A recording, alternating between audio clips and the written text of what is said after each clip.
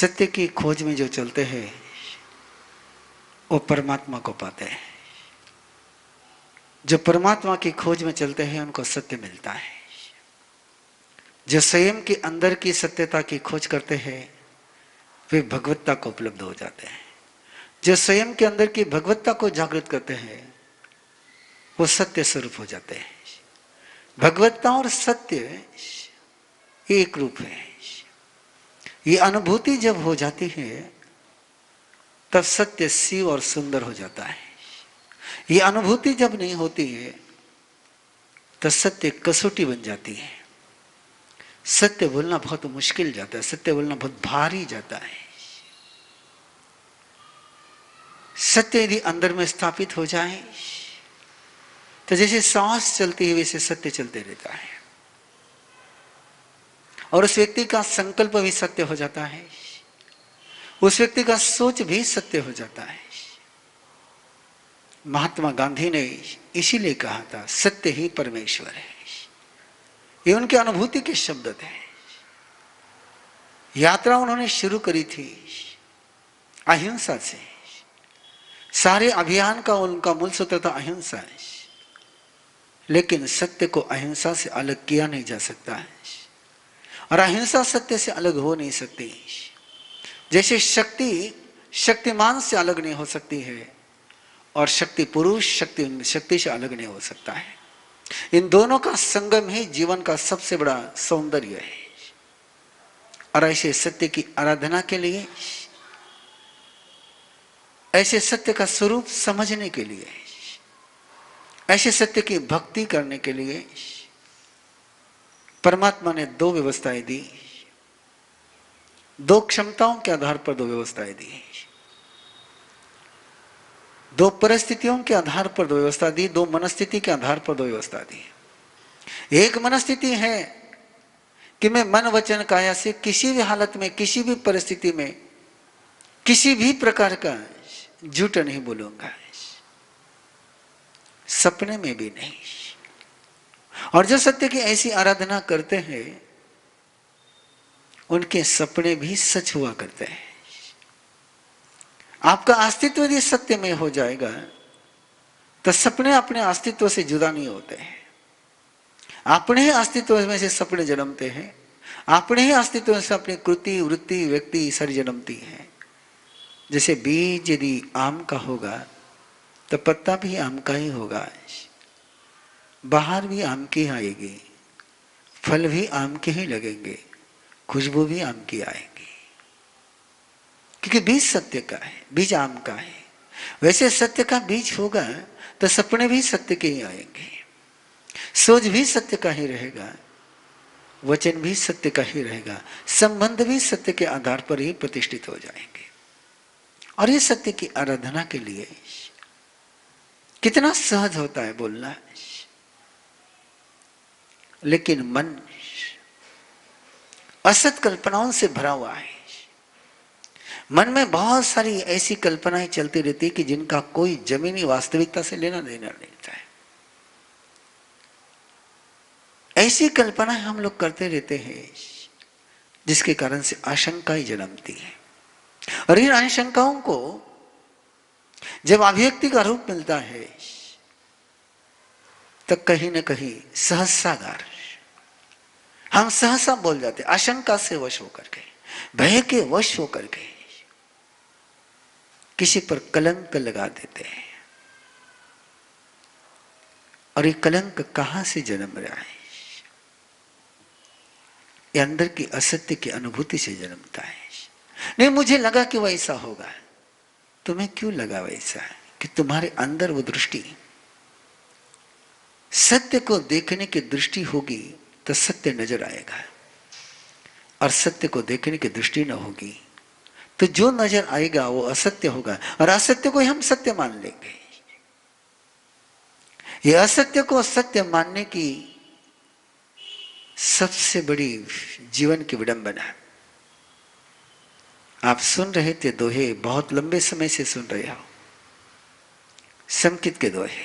संकित और क्या है? एक सत्य है, परम सत्य की पहचान परम सत्य की स्वीकृति, परम सत्य की अनुभूति, ये संकीत है। तत्वार्थ दर्शनम, तत्वार्थ श्रद्धानम सम्यक दर्शनम, जो तत्व का रहस्य है उस पर श्रद्धा करना, ये सम्यक दर्शन है। और ऐसा सम्यक दर्शन है सत्य है। आइए, ये सत्य का एक स्वरूप बड़ा विराट है, बहुत विशाल है। मैंने कल भी कहा था, निरंतर कहता रहूंगा, बिना सत्य के कोई साधना सिद्ध नहीं होती है। और वो सत्य मंगल नहीं होता है जिस सत्य में करुणा का संबंध नहीं होता है, मैत्री का संबंध नहीं होता है। गोशालक के सामने दो ऑप्शन थे। एक वैश्य, अग्नि वैश्यान तपस्वी है जिसकी जटाएं बहुत बड़ी हुई है। उन जटाओं से, बालों से जुए नीचे गिर रही है। भगवान महावीर ध्यान साधना में खड़े हैं और भगवान महावीर का शिष्य बनकर के गोशालक इधर उधर भटक रहा है, घूम रहा है। और उसने उस तपस्वी को देखा है। उस तपस्वी के बालों से गर्मी में आतापना ले रहा, सूरज की तरफ देख रहा है। और तातापना लेते हुए, सूरज की तरफ देखते हुए, बालों की जो जुएं हैं वो जमीन पर गिर रही है और वो जुओं को उठा करके वापस बालों में रख रहा है। कितना अंतर है, ध्यान में रखिए। सामान्य व्यक्ति अपने बालों में हुए जुओं को निकाल करके फेंकता है और वो तपस्वी उन जुओं को जो उसके बालों से नीचे गिर रही है उनको उठा करके अपने बालों में रख रहा है। आश्चर्य लग रहा होगा, लेकिन ये आश्चर्य नहीं था, क्योंकि उनकी करुणा थी कि जुए यदि नीचे गिर जाएगी तो मर जाएगी, इसलिए उठा करके रख रहा है। और गोशालक उनको देखते हुए कहता है कि तुम तपस्वी हो कि जुओं के शैयाघर हो। उस तपस्वी ने देखा कि इसकी नजर ऐसी है, जवाब नहीं दिया। 2 बार 3 बार जब बोला तो तपस्वी को गुस्सा आ गया और उसके पास उसका गुस्सा उसकी आंखों से निकलने लग गया। और जैसे आंखों से गुस्सा निकलने लग गया तो पूरी आग बंद कर गई। एक ज्वाला है, दग्ध करने वाली ज्वाला है, और उस ताप से पीड़ित होकर के गोशालक भागा भागा परमात्मा के पास पहुंचा है। और परमात्मा ने नजर उठा करके देखा है, और जैसे नजर उठा करके देखा है तो जो तीक्ष्ण नजर छोड़ी गई थी वो शांत हो गई। जैसे आग पर कोई पानी डाल देता है और गोशाला को खेल देख रहा है कि उसने तेजोलेशा छोड़ी और परमात्मा ने उसकी तरफ देखा और वो तेज, वो आग, वो ज्वाला शांत हो गई। और वो तपस्वी परमात्मा को वंदन करते हुए कहता है कि मैंने जान लिया है। अब गोशालक के लिए ये दृश्य, और गोशालक ने परमात्मा से पूछा कि परमात्मा क्या खेल है, उसने क्या आंखों से फेंका और आपने क्या देख करके क्या किया, ये दोनों क्या शक्ति है। और परमात्मा ने पूरा विज्ञान उसके सामने खोल करके रखा है कि तेजोलेशा होती है, ये सूर्य के साथ जुड़ करके अपनी आंखों को, अपनी पूरी चेतना को तेजों में बनाने की होती है, और तेज के स्टोर करने की प्रक्रिया कि जब चाहो तब वो तेज बाहर फेंक सको। बोले आपने क्या किया है? बोले मैंने शीतलेशा छोड़ी। और गोशालक ने पूछा कि तेजोलेशा की साधना क्या है, शीतलेशा की साधना क्या है? और परमात्मा ने दोनों साधनाएं बता दी कि कैसे आंखों से आग निकल सकती है और कैसे आंखों से अमृत निकल सकता है।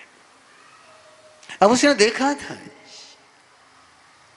कि समस्या का समाधान जो है शीतलेशा में, और समस्या का जन्म जो है तेजोलेशा में। लेकिन हम सभी जानते हैं गोशालक ने तेजोलेशा की साधना करी, शीतलेशा की साधना न कर पाया। क्यों?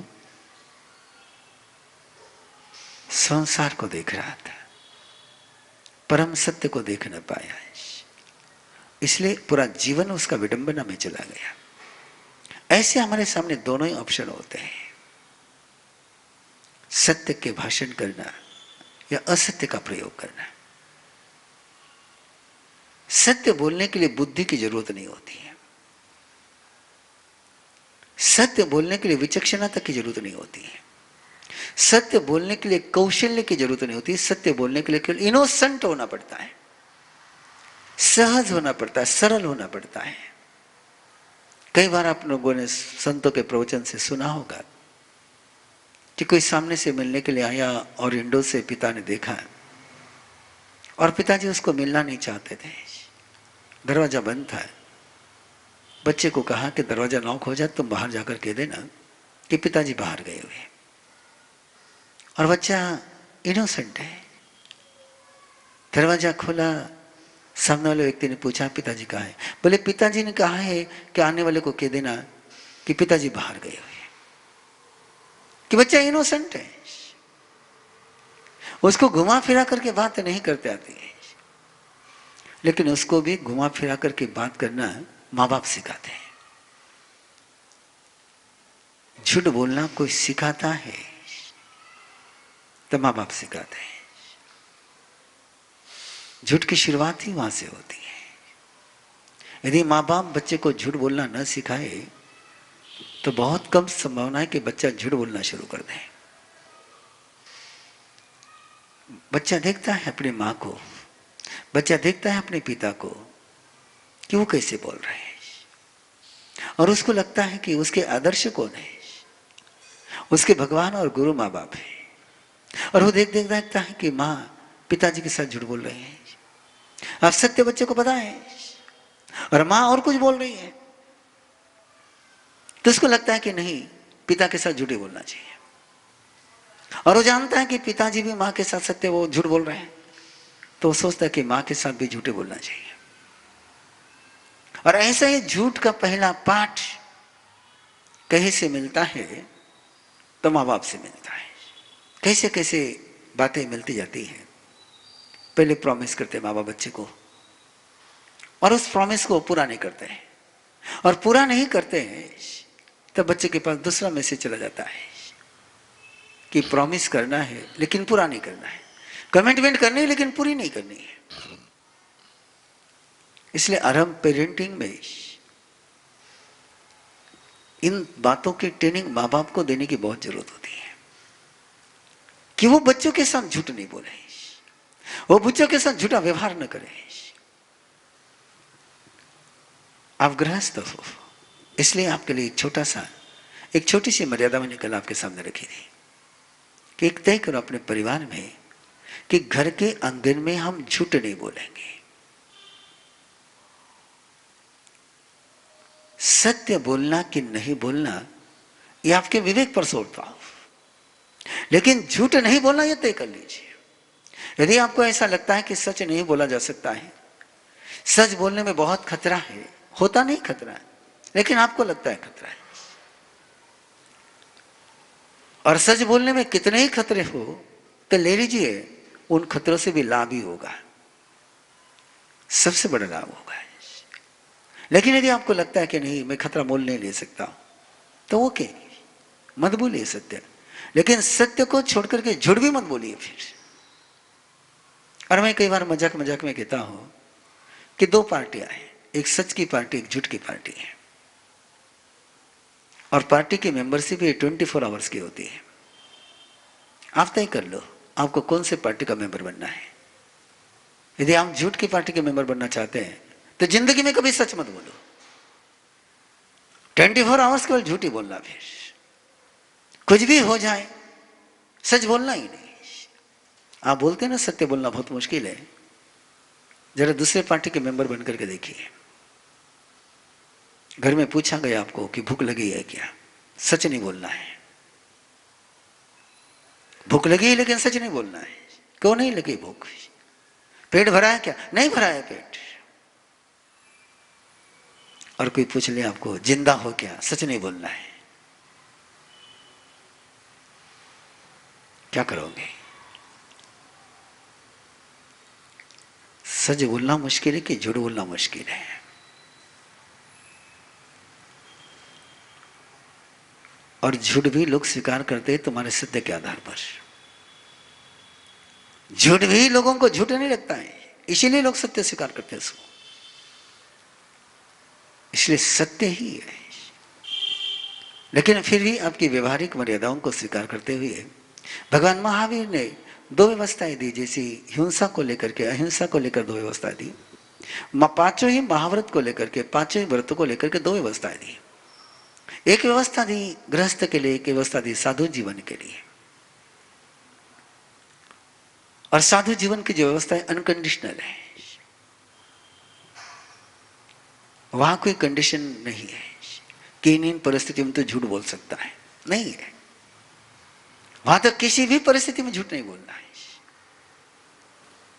तो पहली मर्यादा अपने जीवन में स्वीकार कर लीजिए कि हम परिवार में, परिवार के आंगन में, घर में, घर वालों के साथ झूठ नहीं बोलेंगे। यहां से शुरुआत करिए। घर को झूठ से मुक्त करिए। घर को इस झूठ के वाइब्रेशन से फ्री कर लीजिए। यदि आपके घर में झूठ के वाइब्रेशन नहीं होंगे तो आप कल्पना भी नहीं कर सकते हो, आप सोच भी नहीं सकते हो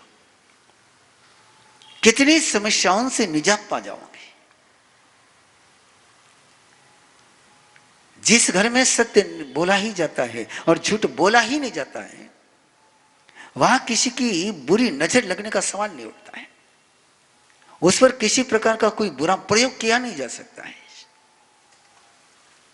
कि सत्य भगवान है। और सत्य भगवान के जहां वाइब्रेशन है और झूठ के जहां वाइब्रेशन नहीं है, वहां किसी भी प्रकार की नेगेटिव ऊर्जा एंट्री नहीं कर सकती है, प्रवेश नहीं कर सकती है, टच नहीं कर सकती है।